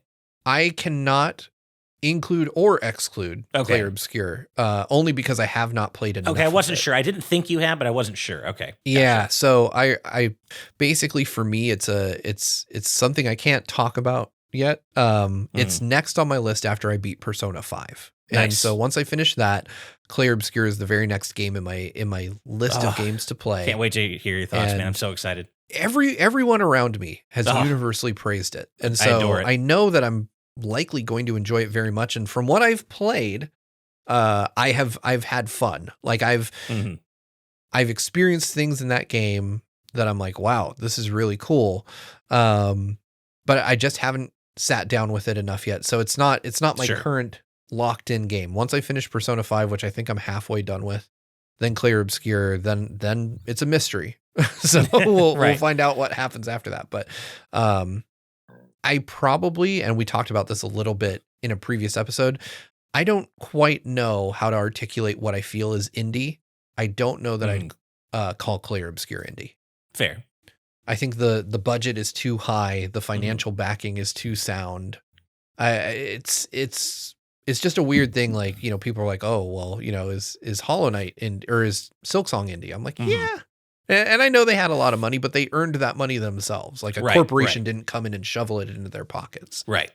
And so I think for me, that's the big difference is, you know, when you have somebody like Kepler who's like, hey, here's a fistful of cash, you know, that to me is different than a small group who doesn't have that. And then, you know, they make their own hit and that gives them all that money. I think you can still call those guys indie, but either way, that again is a discussion for another podcast. Yeah. All right. So closing out November, we had Kirby Air Riders. And Ash, I'm just going to have you take this one away because my opinion is out there and well documented. You know, this is a weird one where I did not ever get really very much into the original Kirby Air Ride. I played it and I kind of dropped it pretty quickly thinking, man, I love the idea of a Kirby racing game, but this just is not for me. And I remember talking to Brandon and Daniel about it, and they were just aghast that I would say something so awful and so horrible. And I'm just like, yeah, sorry, guys. I recognize there's probably a good game in there, but I couldn't find it. But then Air Riders hits, and, you know, I grabbed it because, you know, we're all going to play it with patrons on the channel, and it's just going to be a community thing. We're all big Nintendo fans, so I grabbed it. Not thinking that I would play it much outside of, you know, that context of playing with like our patrons. Man, I could not have been more wrong. Whatever I couldn't see in Air Ride, I do see it in Air Riders now. And while it's not a game that I'm playing nonstop, it's certainly a game that I've continued to go back to even outside the context of playing with our community. And I'll just, you know, when I have 5 or 10 minutes, I'll boot up the game and play a couple of online city trials and have a blast. Something about Air Riders has hit with me that the original did not, but I absolutely get that it isn't for everybody. And if it doesn't hit for you, I understand why. It's not a universally, you know, digestible experience, I would say. No pun intended, given we're talking about Kirby. But I am also just glad, separately from my own thoughts about it, that Sakurai got to make the game he wanted to make. He got to make what seems to be one of his dream games that he really wanted to always deliver on after the original. And you know what? After Ultimate and all the stuff he's delivered with Smash, he deserves it. And I'm glad he got that chance. Yeah, I couldn't really say it better myself. I know that I think he was approached because somebody corrected me in the comments last time I talked about this game. I think he was approached by someone at Nintendo to make a sequel to it, but you know, it's very obvious. I think you're right. I forgot about that. Yeah.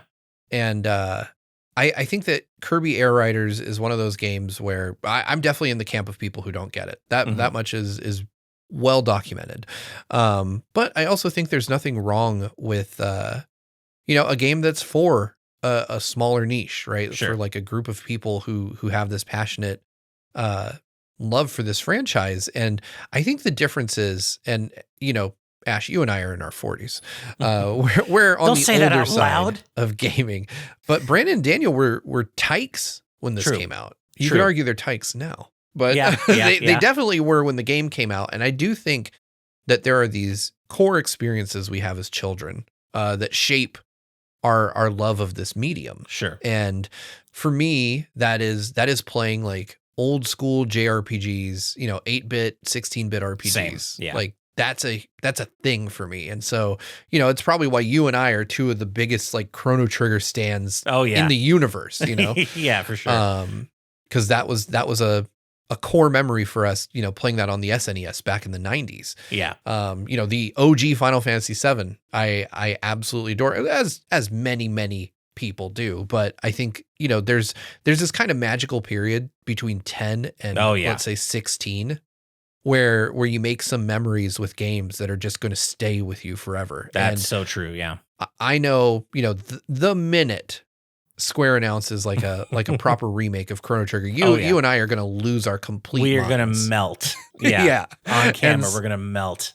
Yeah. Like I keep waiting for the day that it happens. And I know that there's a good chance I might kick over this camera in front of me by accident. Yeah. Like, I hear that, man.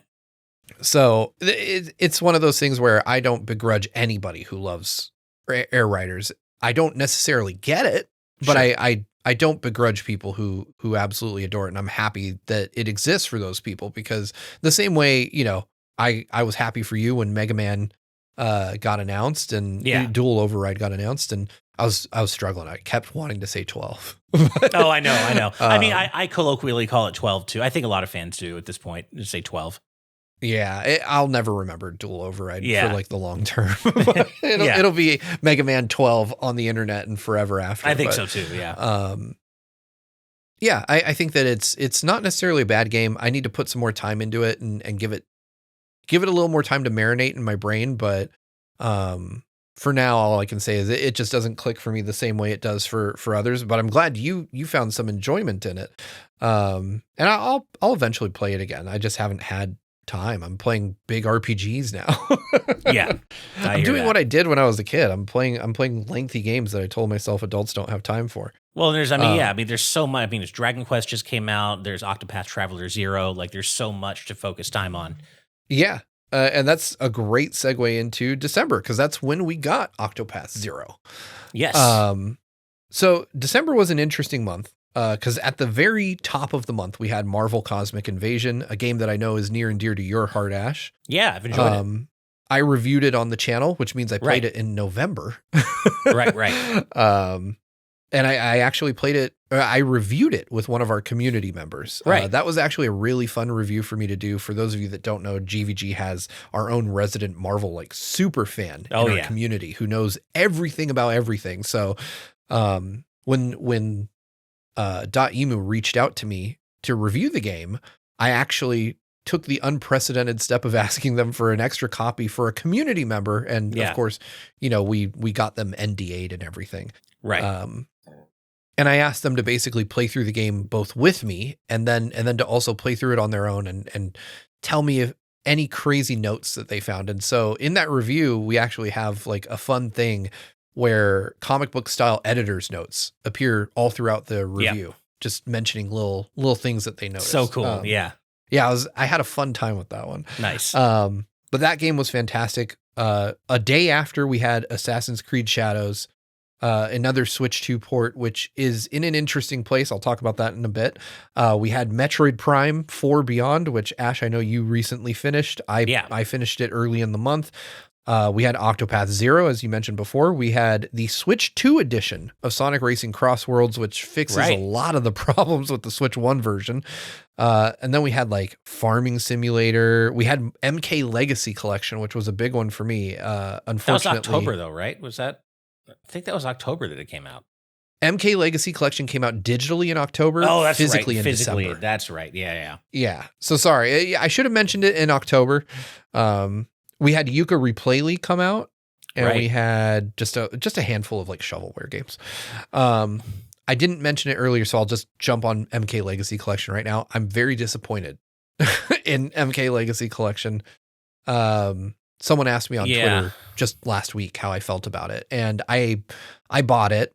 I bought it physically, and I just don't. There's a lot of input lag. There's Yeah. weird issues and bugs in the game that are slowly getting ironed out, but they seem to be worse on Switch 2 than they are anywhere else. And that to me is just deeply unfortunate because I love these games. Mortal Same. Kombat is again a core part of most 90s kids' childhoods. Yeah. And if you buy it as a museum piece, the behind the scenes stuff is excellent. That's what I was going to say. That stuff is really well done.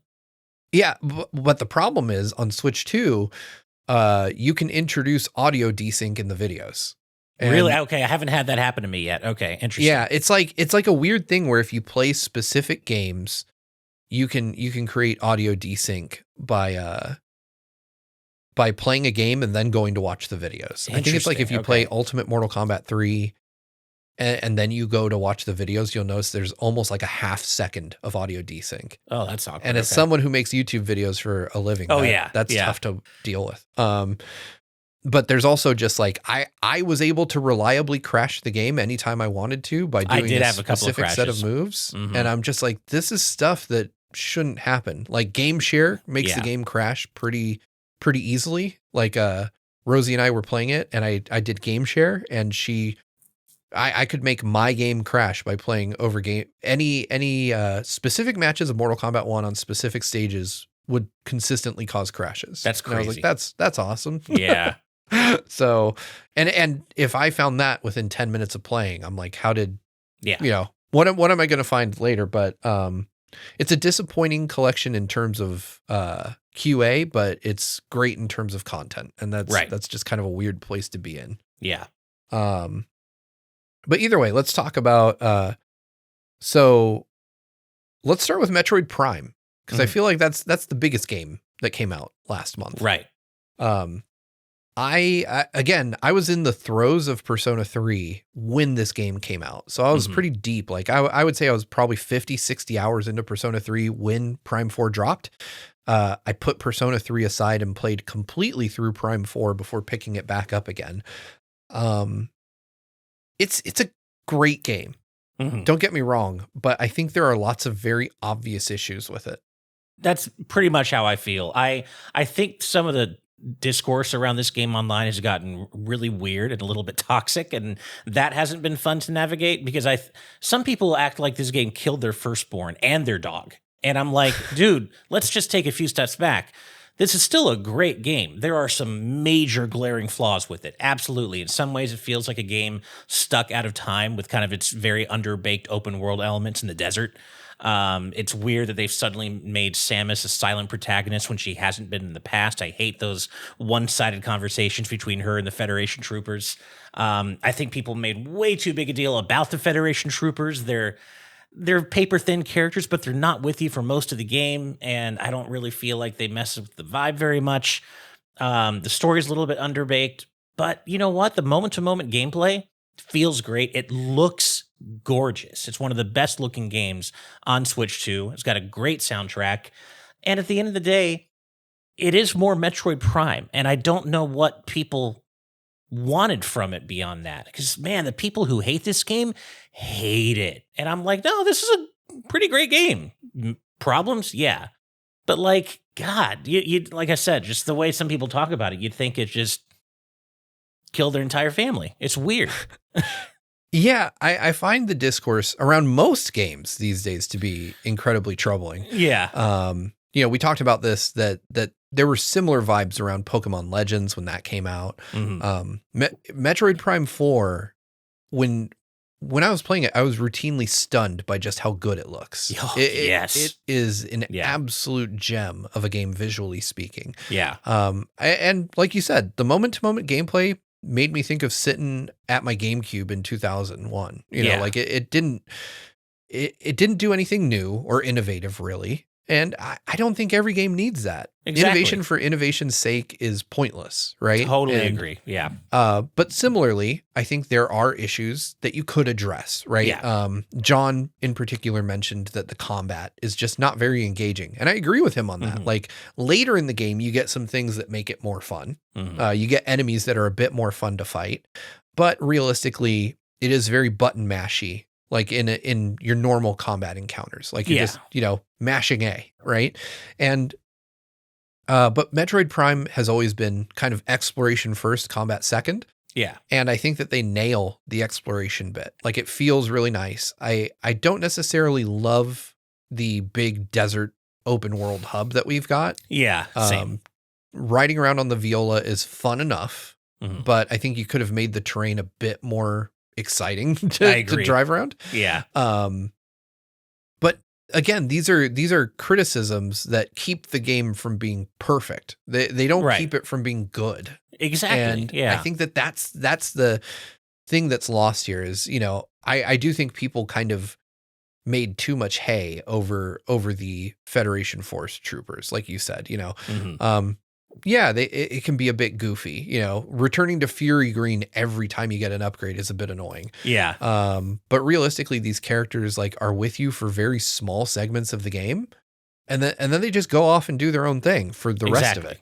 If anything, the one that I found the most annoying, and his name is not coming to me now, is the hunter character who's just kind of out in the open world in various places, and you have to find him. That was the only part of the game where I got stymied on what to do next. I was like, where am I supposed to find? Is it Takebi, I think his name is? Or I think so. Yeah, but I'm like, where the hell am I supposed to go to continue the story? Because it just says, go find him somewhere out in the desert. And that was kind of weird. Yeah.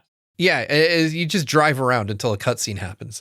And I didn't like him. I didn't like his voice acting very much. I felt it was very flat. And it didn't add anything to the narrative whatsoever to meet him. He's like, I found a power tank for you. I'm like, cool, man. Yeah. Yeah. I don't care. And like, let me tell you about my deity that I worship. And here's this necklace. And it's like, these are paper thin characters. He probably was my least favorite one out of the squad, but I didn't hate any of them. And like some of the way people talk about these characters is like they single-handedly ruin the game. And it does suck when Miles calls you and you're out driving in the desert and tells you where to go. And then it says, open your map, and it won't go away until you open your map. That kind of handholdy stuff should have at least been a toggle. I get that, but I don't think they ruin the rest of the game throughout. No, yeah. It's one of those things where you see it and you're annoyed by it for a minute, and then you just go back to vibing with the game. And so I think that, again, this goes back to the whole idea that nuance is slowly getting lost. It feels like these days games discourse is a binary, and it's like a game is either terrible or the best thing ever, and there's nothing in between those two extremes. And I'd say Metroid Prime 4, unfortunately, in social media discourse has fallen on the worst side of things. But I think, again, this is probably a game that I would have, had I been reviewing it, would have given an 8.5 or even a 9. It's a fantastic game. It's one of the very few games on the Switch 2 that you just like, oh wow, every time you see a new environment, every time you get to a new space, you're like, geez, this looks incredible. I would put it up there. It's a really great time. I had a lot of fun with it. If I didn't love it, I wouldn't have finished it. Yeah. Exactly. It's not like we're under some obligation to complete every game we play. So, and it also had outstanding boss fights. And I would say the boss fights were a major highlight, which they typically are in Metroid Prime anyway, but Prime 4 definitely continued that series legacy of just outstanding boss fights.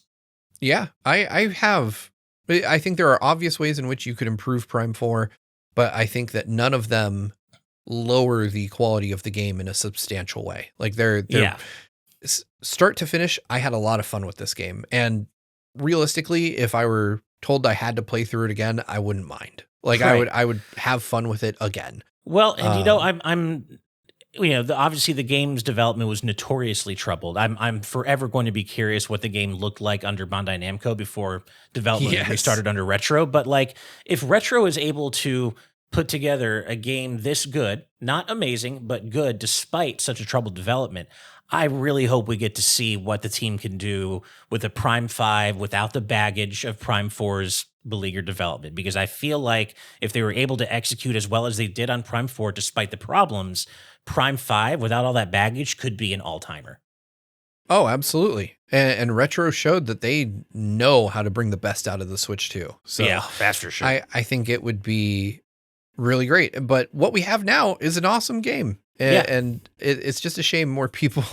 I just have to remind myself, and it's something that fortunately is said a lot in our comments, that social media isn't real. Yeah. And people really need to divest themselves from the extreme opinions espoused on there. But yeah, Metroid Prime 4 was a pretty damn good year ender. I did not have the greatest time with Assassin's Creed Shadows on the Switch 2, and I will preface this by saying, I have not played it since the December 15th update. So I'm just going to go out of my way to say that. I know that Ubisoft has updated the game. I'm not going to step in that same pile of dog shit again. Yeah. But at launch, it was very rough, extremely unstable. I played it for all of 30 minutes. Jeez. And I'm being very honest with you about that. It crashed over 6 times. Oh no. And so I could not get the game to work for more than Oh 5 minutes in a stretch. Wow. And I don't know if I know that there was, in the community, there was talks of like, if it was on an SD card versus the internal storage, that could make a huge difference in the stability of the game. Okay. And Ubisoft, for their part, did publicly acknowledge that there were major problems with it. And that, this is why I caveated all this with the December 15th thing, because an update did come out on December 15th that supposedly, and I've not looked into it, supposedly fixed all or at least a lot of those issues. So I'll be taking another look at it, but realistically, December 15th was like a week and a half from Christmas. Yeah. We were all doing our own thing, working on other stuff. I've got kids. That's kind of crunch time. So I haven't had the time to go back and realistically, I'm sure a lot of us did this. Once the proper holiday season hit, I was like, I'm not going to work. I'm going to, if I'm playing a game, I'm going to play it strictly for my own enjoyment and not for content. And so, that was the time that I used to finish Persona 3 and start Persona 5. And after that, I've got a trilogy of Dragon Quests to do and Clair Obscure. So I will find my way back to Assassin's Creed. It didn't launch in the best shape. I will say visually it was very impressive despite its stability issues. So I'm hoping to just see more of that. But yeah, I would say December, and I honestly prefer it this way, was not a super packed month in terms of high quality releases. I don't know. Did you play? I assume you played Sonic Racing Cross Worlds on PS5. I did, yeah. And I played quite a bit of Sonic Racing Cross Worlds. I really, really, really enjoy that game. I've been going back to it for every wave of DLC, for every new character drop. I just like the game feel in that game. It's very old school arcadey Sega in that way that I really love. And it's a game that I found myself going back to more often than Mario Kart, to be honest, even though they both have their qualities for sure. That's pretty cool. Yeah, I want to try it. I was kind of holding my breath for the Switch 2 version, so I may pick that up at some point. Yeah. I just haven't again, when I've got multiple 100+ hour RPGs in front of me, I'm trying not to get it. Yeah. Not to pick up anything new, because then I feel like I have this weird stigma where it's like, I just spent money on this game, therefore I must play it now. Yeah. And so I'm trying not to buy anything new until I've cleared Persona 5 off my backlog, because Persona 5 has been in the backlog for a decade. And so I'm like, I just need to finish it. Yeah. I'm finally making meaningful progress into that.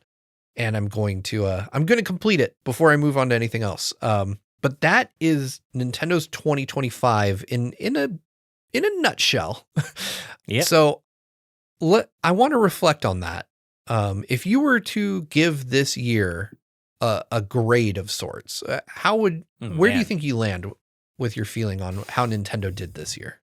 I mean, obviously bringing a new platform over the finish line and releasing a new, piece of hardware is always an incredibly difficult thing to coordinate. And I think just based on that alone, I feel like based on the Switch 2's relatively smooth launch alone, I think they did a pretty damn good job this year. But then I'm looking at stuff like, DK and Starcross World and Age of Imprisonment, Kirby Air Riders. I mean, Xenoblade X earlier in the year. I want to say this is like a solid, we did go that 3 months or so without anything really. April, May, and then just April and May, 2 months. But we had understandably February because as well. of Switch 2 and February. So we had 3 months where we didn't really get anything. They were prepping for the Switch 2. But again, they were prepping for the Switch 2. And I think that's an acceptable excuse in that sense. So I want to say I'm hovering around a B+. That is exactly Nice. the grade I was going to give. Yeah. And my reasons are pretty similar to yours. So when I look at Nintendo's 2025, obviously we had one of the best final years of a console that Nintendo's ever had. Like when you when you compare the quote unquote final year, because obviously Switch 1 games are still coming out, but when you compare the final year of a console, like Wii U, Wii, God, yeah.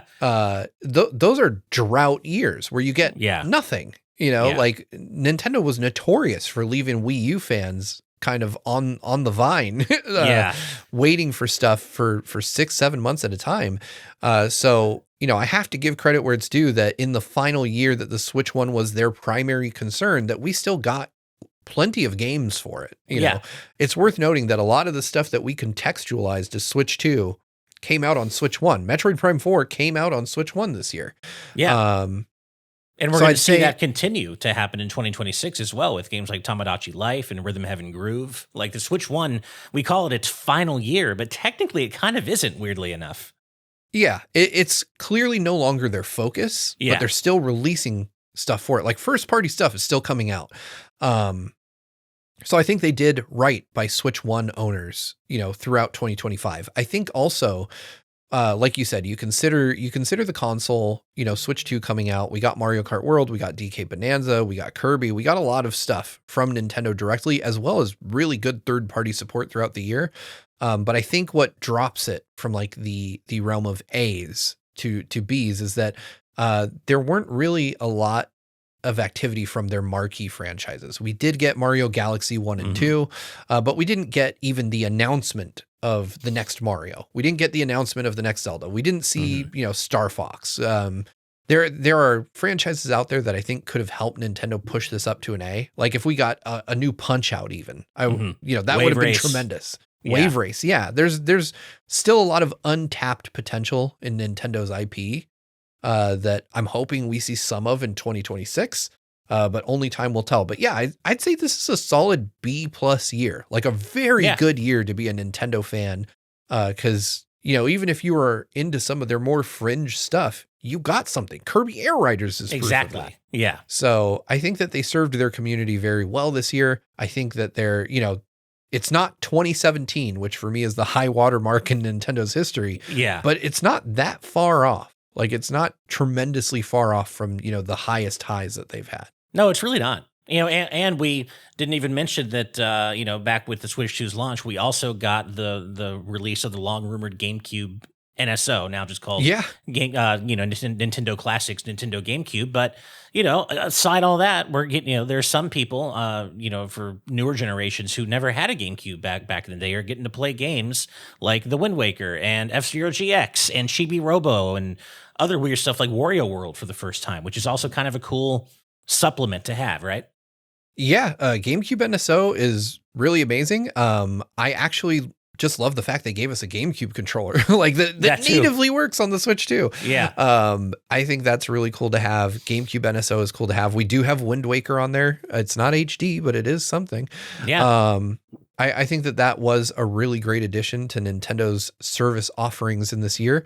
And of course, we know of a few things happening in 2026 already. We're going to have Virtual Boy next month, which is just the weirdest thing. So bizarre. I have no clue why the hell they decided to do that. We have a few games, like you said, Tomodachi Life, Rhythm Heaven. Those are announced for this year. Pokemon Pokopia is coming out pretty soon. Right. We have Super Mario Wonder, I think, in the spring. We're getting DLC for that. Just quite a few things on the immediate horizon. Fortune's Weave, Fire Emblem Fortune's Weave. Oh yeah, Fire Emblem Fortune's Weave. And then I keep forgetting that this even exists, and it's not necessarily earmarked for 2026, but there is Splatoon Raiders in that kind of ether. We don't really know where it exists in relation to everything else, but it is a thing. Yeah, I assumed that was going to be a 2025 game because they showed it so early on. Yeah. And I mean, to be fair, they showed it and, it was nothing, but I assumed that that it had to be a 2025 release based on the fact that they were just showing it at all. So I imagine that has to be a 2026 game, but who knows? Maybe it's another Metroid Prime situation. We'll see it like in 2028. Yeah.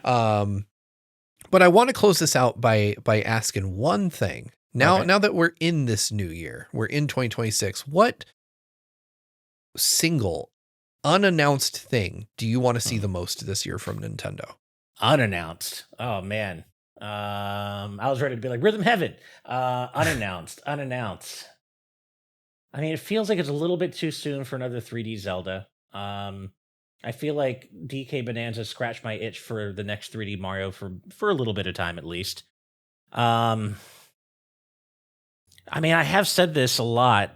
I really would like to see a new wave race, like 4K, 60 FPS wave race. I think that would be, it's very niche, of course. I know it's very very niche, but I personally am just such a big wave race fan that I would really love to see that. But then I if they had a solid idea, I want to see where they could take Star Fox. I just don't know that they do have a solid idea, so I'm a little bit iffy on that. With Wave Race, the conceit is clear. The goal is to make a beautiful watercraft racing game, right? With Star Fox, they've tried some things that worked, tried some that don't. So I'm a little less sure on that. So I think I might have to say Wave Race might be like I already got Rhythm Heaven. So yeah, I think it's got to be Wave Race. Interesting. Okay. Yeah. I could get behind that. I actually, my tinfoil hat theory is that there is a wave race in development and that it is how we got Mario Kart World. Because the water in Mario Kart World is just it's little too good. True. Yeah. It feels like Nintendo invested too much into water physics for it to only be for Mario Kart World. Yeah. So I think they're going to, I think that there's a wave race project somewhere in Nintendo. They saw how good the water looked and they're like, put that in Mario Kart World. Right.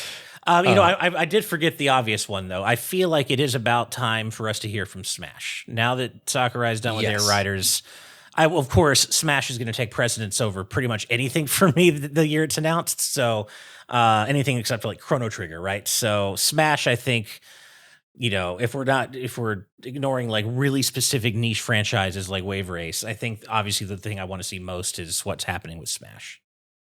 Yeah, my pet theory on Smash is that we get a Switch 2 edition update for Ultimate. Yeah. I think it will include some new content, like nothing crazy, maybe like Echo Fighters for certain characters, maybe you get Shadow as an echo of Sonic or whatever. And I think that they do that alongside the announcement of a new game, because I refuse to think that Bandai Namco is not working actively on a Switch 2 edition of Smash Ultimate. Yeah, it would make sense. Yeah, I think that it has to end up going that way. For me personally, though, the thing I want to see the most in 2026, and maybe this is just because lately there are a lot of pretenders to the DS and 3DS crown. Oh, okay. Like the Ain Thor and stuff like that. There's a lot of like Android dual screen handhelds coming out now that are clearly meant strictly for emulation. I want Nintendo to say screw you and release Nintendo DS or 3DS or both on NSO and then sell us like a bolt-on screen that goes on the top. Hell yeah. I've mentioned this in other discussions with you. I want 3DS Virtual Console, Nintendo Switch Online 3DS so badly, just because there are so many incredible first and third party games that are locked to the 3DS still that you cannot play anywhere else. Oh yeah. It's a goldmine. And it's funny because over the holiday break, 3DS prices for whatever reason skyrocketed. I only found this out because I gave my daughter an old 3DS as her like big Christmas gift. She wanted to play Tomodachi Life so badly. Oh, cool. That I was like, I've got like 8 3DSs laying around. I'm going to give her one. And then GameStop was doing a trade-in thing where they would give you $250 for a 3DS, any model, towards the purchase of a Switch 2 or a PS5 or whatever the hell else you wanted. Wow. Which led to me wondering like, that's a lot of money for a 3DS. Yeah. If GameStop is going to give me what I paid at retail for this thing 10 years ago, what is the market price? And 3DSs are up to like $400 on the secondary market right now. I didn't realize that. Yeah. And so I think that people, for whatever reason, have rediscovered the 3DS and desperately want one. And it would be weird for Nintendo not to capitalize on that. to Oh, just, God, yeah. because if they said, hey, you've already got a Switch 2, here's like $100 bolt-on screen that you can add, or even if they don't do that at all and they're just like, hey, you can play the full library of, or you can play whatever we drip feed you of 3DS on your Switch 2, I think people would go nuts for that. I would. I sure would. Oh, yeah. I desperately want to be able to play those games in a more accessible way. Like, I'm fortunate enough to have a handful of 3DSs here. Yeah. But realistically, day to day, like, I don't bust those out anymore. I don't charge, they're not sitting on charge. I'd have to like go power it up and dig out my collection of games. And realistically, I could do that or play any of the, hundreds of games I have that are accessible at my fingertips because they're on current gen consoles. Right. If Nintendo makes the 3DS library accessible on the Switch 2, that would just be a massive win. I can't imagine, I can't imagine what that'll do for how much I use that console. Oh, getting to play games like A Link Between Worlds and Kid Icarus Uprising on the big screen would be, oh God, I want that so badly. Badly. Yeah. The Switch 2, I feel like they're routinely bringing things to that console that were previously in the realm of just emulation, right? Yeah. Like, we've now got Super Mario Galaxy at 4K, 60 FPS, which yes, I know PC players have been able to do that via emulation forever. Breath of the Wild, Tears of the Kingdom, 60 FPS, 1440p, obviously stuff you could have done, on a capable PC for years now.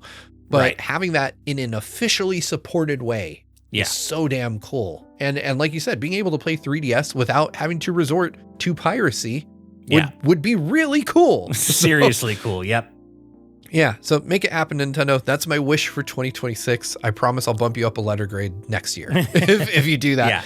Yeah. But I think that's going to do it for us for this week. This is one of the longest Week in Nintendo episodes I know, right? we've ever done. We're coming up on 2 hours. But it takes a long time to talk about a year as packed as this one was. So thank all of you for watching, if you're on YouTube, listening, if you're on Spotify. If you love what we do here at GVG with the Week in Nintendo, you can get each episode at least a day early by heading over to patreon.com/gvgaming and joining our silver tier for just $5 a month. It gets you early access to the Week in Nintendo, as well as a whole host of other things. If you like those videos that John points out, I know you, person on YouTube typing, where's John? He posts his stuff early too there. So you can get it for just $5 a month, a little bit early. But that's going to do it for us. This has been a longer than usual one. Thank you so much, Ash, for joining me for this marathon discussion. And we will see you all next week. Well, actually, I do have to announce, due to personal reasons, the Week in Nintendo is taking a week off next week. But I'll be back the week after that. I've just got some personal stuff I got to deal with, taking me away from my recording room. I'll be traveling. But after that, we will have a full episode of the Week in Nintendo on, gosh, what is it, January 13th? It's the week 13th. After. Yeah. But we'll see you 12th, guys then. Thank you so much for watching or listening, and we'll see y'all next time. Until then, bye, everyone. Bye.